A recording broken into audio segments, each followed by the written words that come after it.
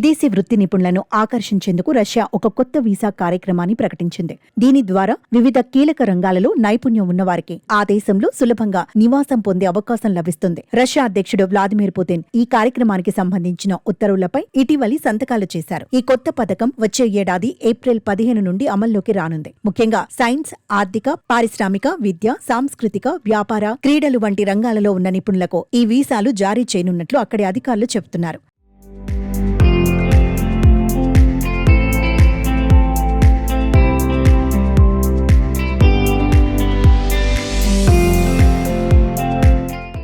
ఈ కొత్త పథకం కింద అర్హులైన విదేశీయులు వారి కుటుంబ సభ్యులకు రష్యాలో ఏకంగా 3 ఏళ్ల పాటు తాత్కాలిక లేదంటే శాశ్వత నివాసం పొందే అవకాశం దక్కుతుంది. ఇమిగ్రేషన్ కోటా నిబంధనలతో సంబంధం లేకుండా, అలాగే రష్యన్ భాషా పరీక్షలో ఉత్తీర్ణత సాధించకపోయినా కూడా ఈ నివాసం కోసం దరఖాస్తు చేసుకోవడానికి అవకాశం కల్పిస్తున్నారు. ఇది మంచి పరిణామమని విశ్లేషకులు అంటున్నారు. కాగా ఈ చొరవ ముఖ్యంగా భారత్, రష్యా మధ్య ఉన్న మొబిలిటీ ఒప్పందాన్ని మరింత బలోపేతం చేస్తుందని, ఇరు దేశాల మధ్య నైపుణ్యం ఉన్నవారి రాకపోకలను సులభతరం చేస్తుందని భావిస్తున్నారు.